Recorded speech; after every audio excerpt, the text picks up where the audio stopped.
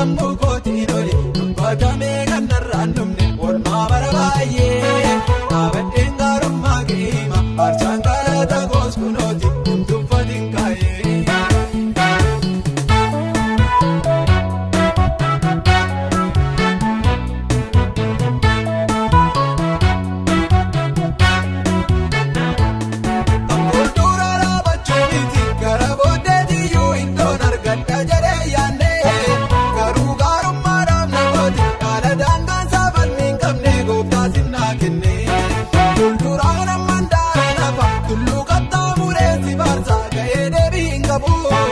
Ergatii jettee si banta lafa yaada kee si banta faarfachuun dadhabu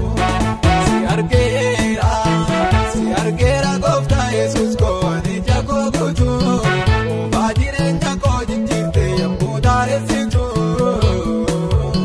hojjaan kee sammuu kootiin oli dubbatamee kan narraan dhumne oolmaa bara baay'ee dhaabadheen gaarummaa kee hima arsaan galata goos kunooti.